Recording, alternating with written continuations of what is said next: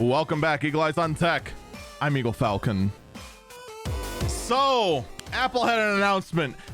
People in chat are saying I should just put Limewire on the bonus episode. No, I have to do it because Limewire is the last burb story. I have to. It's gonna. It's spoilers. It's the last burb story, so I gotta leave it on there. I just have to. So Apple had their usual announcement, in which I still have to make a video in regards to the various oddities about it, and they announced not a lot, honestly. But what they did announce is interesting. First off, ladies and gentlemen, the iPhone's available in green.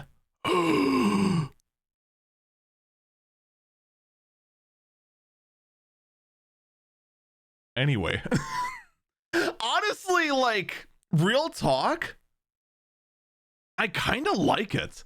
This like forest green color. Like, I don't hate it.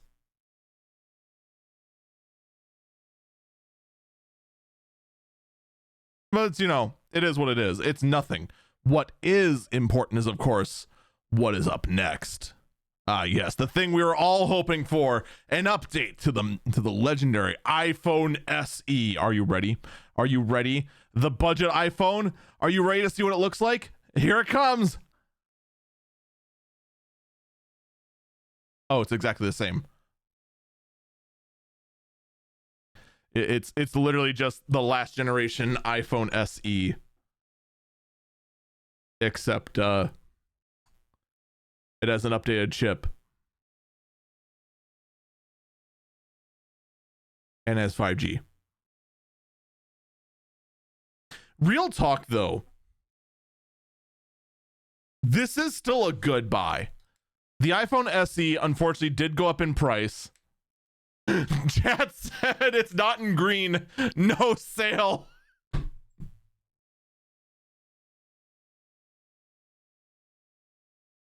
Someone else in chat says budget iPhone now with built-in microphone jack. There is no headphone jack on the iPhone SE. There hasn't been for a while, unfortunately.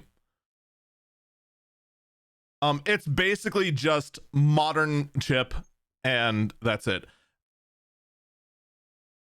What is absolutely fascinating is the bad takes on Twitter in regards to this phone. Like, there have been complete Apple shills who, first off, you should ignore everything that these Apple shills say because their profile picture is a hexagon. And can I just say, Twitter's NFT support has been the best thing that has ever happened to the platform, because now I know at a moment who actually does not have a functional working brain, and I can just ignore them. It is the best feature ever. It's just it's so great. I just know, oh, they went and bought NFTs and are actually all in on it. There's something mentally wrong with them. I should just walk away from them and let them just contemplate their lives. Best thing. The best thing that could ever happen.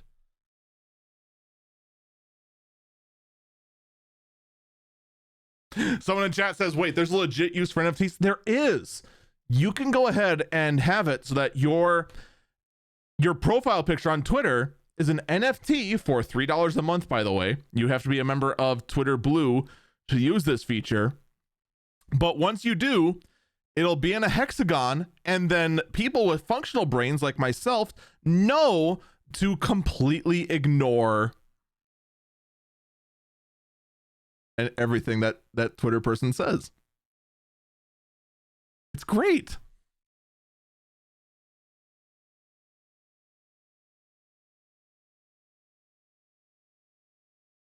But no, real talk, the iPhone SE, although it's limited, although it's an old body, other people are saying, well, why bother if you could just go ahead and spend $80 more for an old iPhone 11 also from Apple and get more features? No. Because the iPhone SE will have a newer processor in it, and thus the iPhone SE will be supported for longer. So if you were in the Apple ecosystem and you had to get an iPhone and you wanted to get it on the cheap, you get the SE.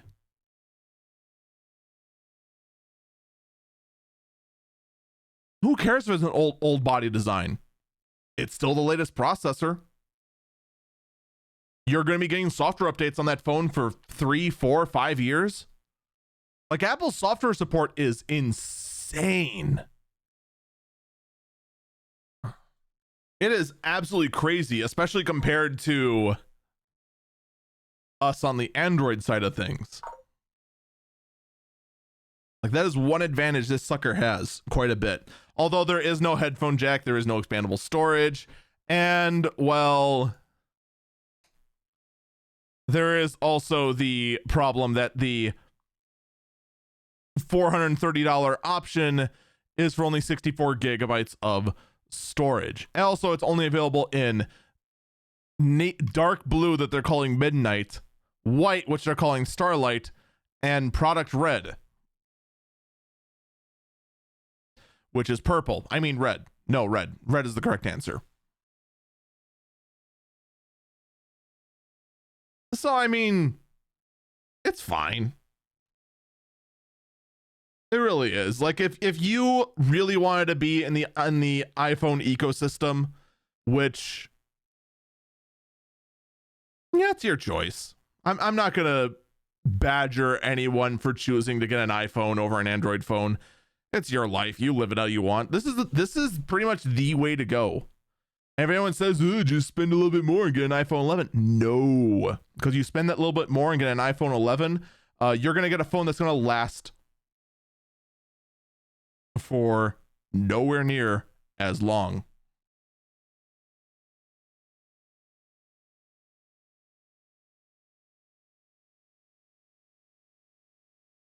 Someone misread what was on the screen and thought it said product tired.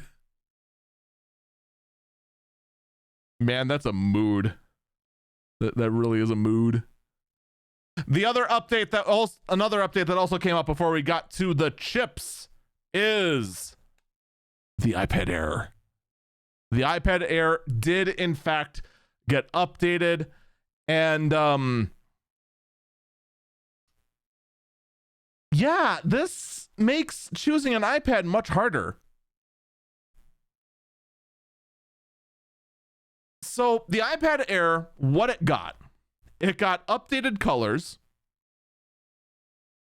It got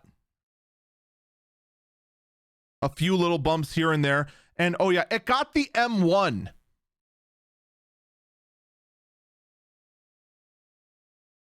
It has the M1 chip in it. So the only difference between the iPad Air and the smaller iPad Pro is that the iPad Pro has a bigger camera on the back.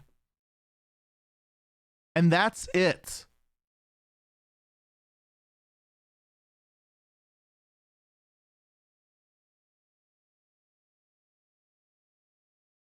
So what the heck are all the iPad Pro users now thinking about? Oh yeah, the design, by the way, still has the plastic patch in the middle of the bezel on the side, and will charge, and that's used to charge the pencil that the iPad Air and iPad Pros both use, but is also a structural flaw. So it will in fact fold in half. It won't unfold, but it will fold in half. Never to be unfolded again. So get a case for your thin and sleek iPad, because Apple apparently is very much anti-durability when it comes to these new iPads. Someone in chat asked, isn't the Pro bigger? The Pro has a 9.7-inch version, which is what the iPad Air is, and a 12-point-something-inch version. The 12-point-something-inch version is more expensive, and that version is the mini LED screen, but the smaller iPad Pro uses the exact same liquid retina display as the iPad Air, thus making you truly wonder,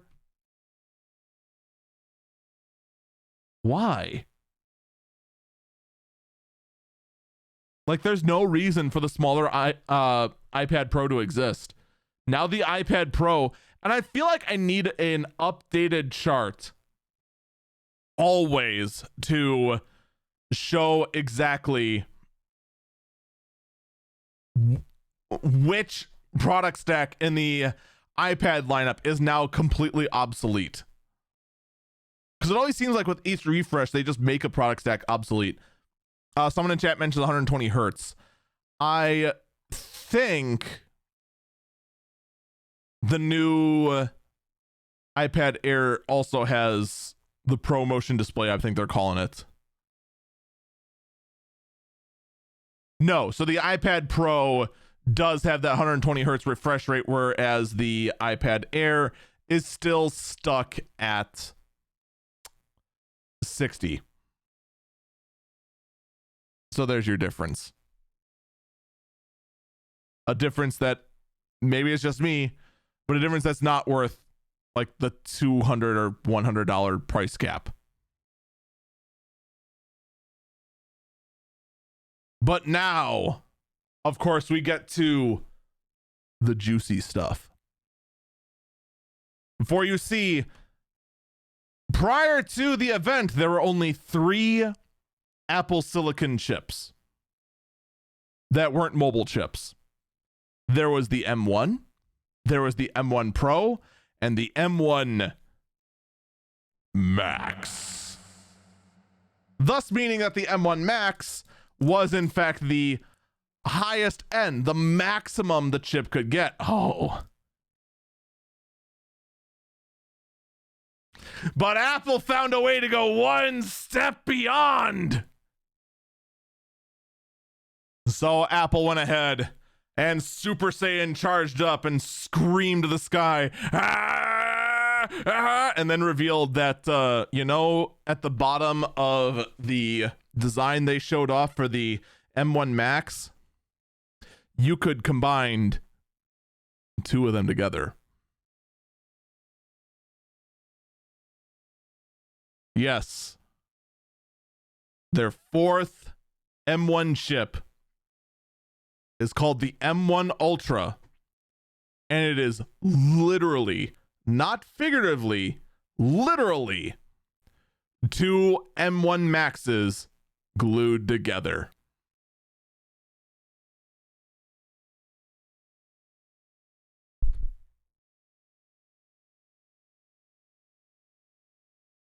Intel's NetBurst architecture called. They want their Pentium D back. What blew me away with this is how much Apple tried to go ahead and say this was inventive. This was never done before. Intel did this in 2004. That's literally what the Pentium D was. It was 2 Pentium 4s glued together. That's literally what it was.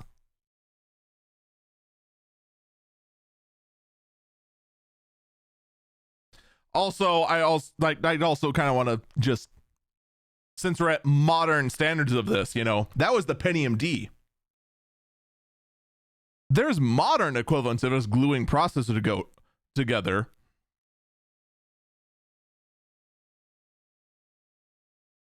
I don't know, AMD, do you know any way that's done? Where you take smaller chips and have a some kind of interconnecting method to have all of those chips work as one? No, you can't think of anything either? Yeah, me neither. No, definitely not.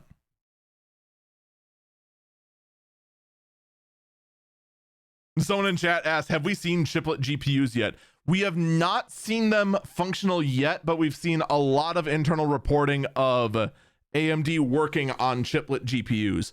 We suspect the next generation of AMD GPUs being discrete GPU. Oh, wait, actually, have the newer, oh man, could you imagine chiplet GPUs with the chiplet CPUs on one big APU? Dude, that could be crazy. But in any case, that's what Apple's trying to go ahead and say is their greatest innovation.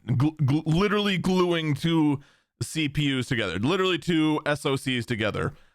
And then they put up a whole bunch of graphs trying to go ahead and say how great the performance is, how great the performance per watt is, how much it just smokes CPUs like the 11900K and the GPUs like the RTX 3090, and that all their computers are obsolete because we went ahead and did this. I'll just save you this right now. I am 100% skeptical of all of these graphs, and I cannot wait for the benchmarking madmen that went ahead and shelled out the massive amount of money they're going to need, because there's no way Apple's going to provide them testing samples to actually go ahead and test these for themselves. Because every other graph we've seen so far from Apple for these M1 chips have been hilariously wrong, despite the fact that chips are actually good. Like, that's what's baffling about the M1, the M1 Pro, and the M1 Max. The chips are good. They perform very well. But they don't perform anywhere near as well as Apple tries to advertise them to be. They just straight up lie on these graphs.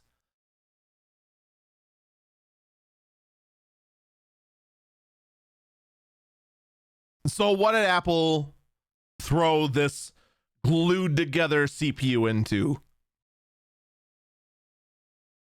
Well, obviously the Mac Pro, right?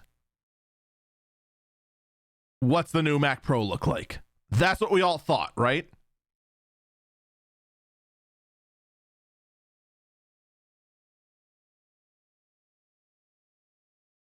It is a giant Mac Mini.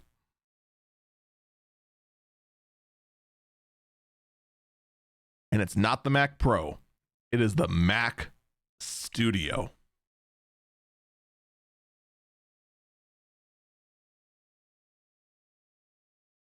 Now, honestly, I was not surprised by this at all. I mean, let's be honest. Raise your hands. Did you really think the Mac Pro was going to be a giant modular tower?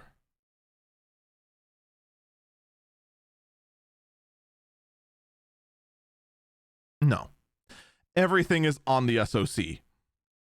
The machine lives and dies with the SoC. If one thing dies, the entire SoC is dead, and you got to replace the whole thing. That is one unfortunate problem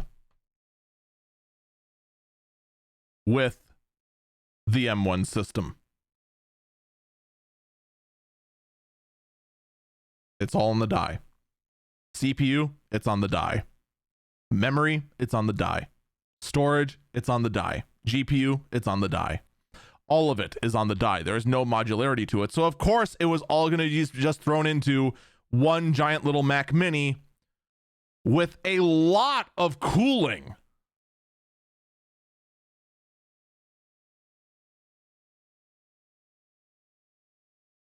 They put a passive heatsink on an Intel chip and then complain when it overheats. Their own chip, 2/3 of the rear of this Mac Studio is exhaust. Stunning how well Apple treats their own chip. The I/O on this thing is also very un-Apple-like. We got 4 USB 4s or Thunderbolt, depending on who you want to ask today, 10 gigabit Ethernet, 2 USB A's, HDMI, and a headphone jack. There's a headphone jack. they do exist. What's crazier is the front of this machine has 2 more USB-Cs, which are wired at 3.0, or if you get it with the M1 Ultra, will be wired to be Thunderbolts and an SD card reader. The M1 Pro variant of the Mac Studio starts at $2,000, and the M1 Ultra variant starts at $4,000. Apple says that this is the most machine you can get in this price category. I find this very difficult to believe, but I also have a hard time trying to find a comparison to this because I don't know how well this machine performs yet. But once I have performance numbers for the Mac Studio, I will be trying to find a PC equivalent within the price range and see how well it stacks up, because I'm willing to bet if I go to AMD and Threadripper, I can totally outperform the Mac Studio and it won't even be hard. I am 100% certain though, there's no way I can design a PC that will beat the Mac Studio in performance per watt. I don't think there's any way I can do that, but I'm fairly confident I can beat it in performance. Now, Apple also announced a studio display, and this is the one that just kind of makes everyone go, oh, there's the Apple I know. The studio display is a 27-inch monitor that starts at $1,600. Or you can get a matte finish on it for $1,900. And yes, my old friend, the premium stand option for way more money than it should cost, is back.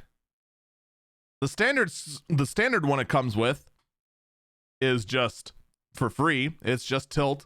But if you want tilt and height adjustable, very close to what the Pro stand did, that costs an additional $400. But if you want swivel, you need to get the Pro monitor. Or apparently it's not incompatible because they also allow a VESA mount adapter. But that's just included for free.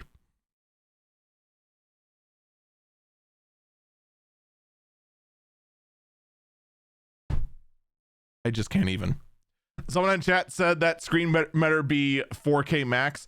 It is a 5K display with a built-in webcam and quote, studio quality mics. Yes, studio quality mic built into the monitor.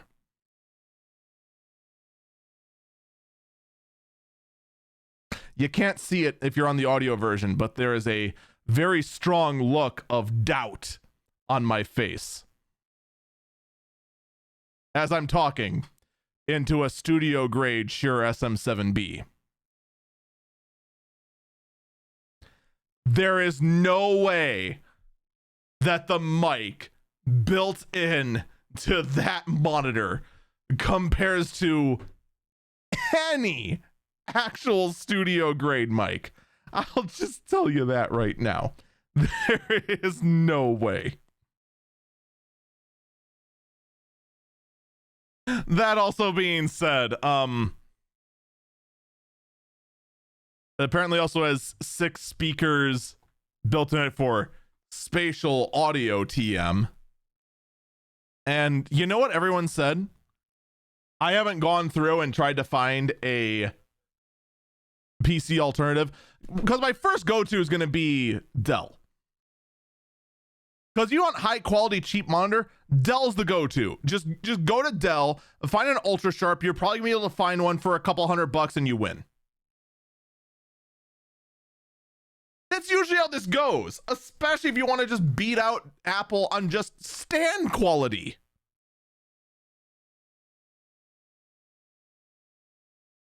But everyone pointed out that it's just like, these are the exact same specs as an LG monitor from like 5 years ago. Oh, really now? Well, that's interesting. And by the way, yes, the LG monitor from 5 years ago is way cheaper at around $800 with the same specs. Just not the Apple logo, not the Apple stand, and not the speakers and camera.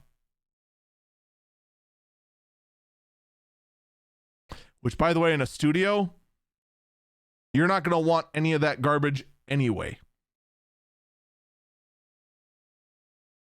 Now, that's all they announced, but they dropped one last bombshell at the end.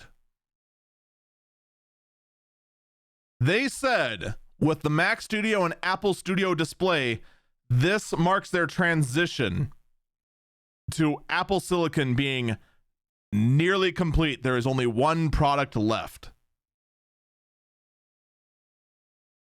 And that is the Mac Pro.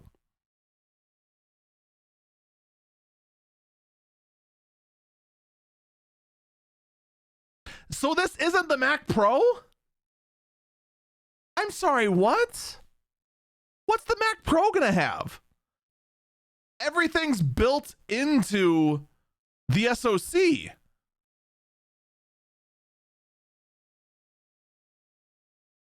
Like, what are you gonna do? You're gonna go ahead and glue two M1 Ultras together?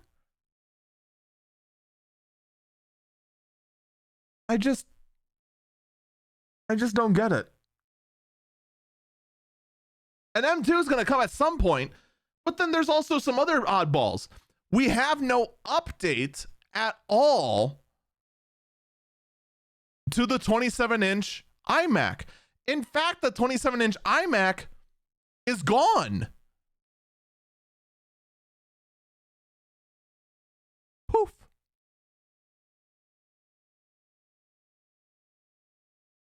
So there's going to be no large iMac? Is the Mac Pro going to be the 27-inch iMac? Well, probably not. There's reports out right now saying that Apple has no intention on making a large iMac. 24 inches, that's it for you. After that, well, you're shelling out extra for the Mac Studio on the display. Can you imagine if you wanted to go ahead and enjoy a 27-inch display, which is what the consumers in the Mac world have had for the longest time? Now in the new Mac world, you are expected to shell out, what would that be, $3,700 minimum? No, actually, minimum would be $1,600 plus whatever the cost of the Mac Mini is. You could just go Mac Mini for that. So north of $2,000 minimum. But all the nice boxless and cableless features you had as being in the iMac, gone. That's very un-Apple-like. It's very bizarre. And then on top of that, if the only other change they're going to make is the Mac Pro, does that mean that you expect 3 models of the MacBook Pro to exist? One model of which just stands out as like the redheaded stepchild that doesn't belong? The one that was just like a holdover from the generations past? Why? What is the purpose of this? This makes no sense.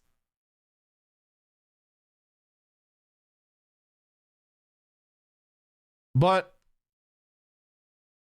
this is also the same company that still has their wireless mouse charge on a port on the bottom of the mouse.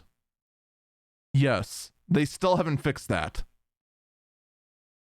But ladies and gentlemen, we are almost out of time. And of course, I cannot ignore this story. The last burb, the last story of the day, the weirdest story of the week. Ladies and gentlemen, Limewire is back. The king of distributing piracy, I'm sorry, of distributing pirated music and viruses is back. An entire festering hole of ruining your family computer is back, or just getting unequalized ripped tracks is back. And this name that has been stained so many times in the past, what does it come back as? Is it back as a music sharing service?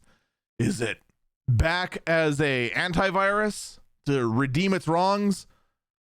Oh no. Ladies and gentlemen, Limewire is back in the only way it could, as an NFT marketplace. You can't make this up. What could possibly be worse than distributing pirated music? Oh, I guess just selling NFTs. Why not? I mean, someone had to do it. Let's go ahead. Let any other names we could bring up and turn into an NFT marketplace. But you know what? Oddly enough, it totally fits that Limewire would delve straight headfirst into the NFT marketplace. Folks, that is going to do it for this episode of Eagle Eyes on Tech. Thank you so much for listening, and I do encourage you, check out the daily podcast, the Early Burb Briefing, which you can find at anchor.fm/early BIRB briefing. And also check out my Twitch page, where we record this podcast live. Twitch.tv/Eagle Falcon. We have a whole lot of other fun there too, and also occasional giveaways. Take care, and I hope you have a great day.